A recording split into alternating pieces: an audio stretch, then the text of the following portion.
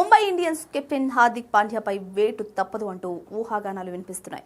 సారథిగా ఆల్రౌండర్గా విఫలమవుతున్న హార్దిక్ను వదిలించుకోవాలని ముంబై యాజమాన్యం భావిస్తున్నట్లు వార్తలొస్తున్నాయి. అదే సమయంలో హార్దిక్ సైతం మేనేజ్మెంట్ వైఖరి పట్ల గుర్రుగా ఉన్నాడని, జట్టును వీడేందుకు సిద్ధపడ్డాడనే వదంతులు వ్యాపిస్తున్నాయి. ఈ నేపథ్యంలో హార్దిక్ పాండ్యా వరుసగా 4వ మ్యాచ్కు దూరం కావడం వీటికి బలాన్నిచ్చింది.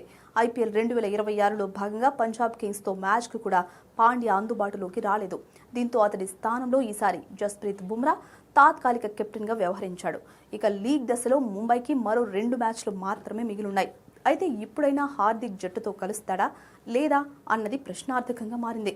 ఈ నేపథ్యంలో ముంబై ఆల్రౌండర్ శార్దూల్ ఠాకూర్ హార్దిక్ పాండ్యా గురించి వస్తున్న వార్తలపై స్పందించాడు. హార్దిక్ గాయపడ్డాడు. ఆర్సీబీతో మే 10 నాటి మ్యాచ్ కోసం అతడు రాయ్పూర్కు వచ్చాడు. కానీ వెన్నునొప్పి కారణంగా ఆడలేకపోయాడు. అతడు ముంబైలో ప్రాక్టీస్ చేస్తున్నాడు. కేకేఆర్తో మ్యాచ్ కోసం హార్దిక్ కోల్కతాకు వస్తాడని నేను విశ్వసిస్తున్నా. హార్దిక్ లాంటి ఆటగాళ్లు జట్టుకు దూరం కావడం ప్రభావం చూపుతుంది.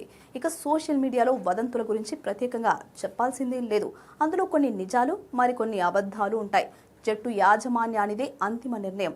అతడు గాయపడ్డాడు కాబట్టే జట్టుతో ప్రయాణించడం లేదు, అంతకు మించి ఏమీ లేదని శార్దూల్ ఠాకూర్ పేర్కొన్నాడు. కాగా పంజాబ్తో మ్యాచ్లో శార్దూల్ ఠాకూర్ 4 ఓవర్ల కోటా పూర్తి చేసి 39 పరుగులిచ్చి 4 వికెట్లు కూల్చాడు. తద్వారా ముంబై గెలుపులో తన వంతు పాత్ర పోషించాడు.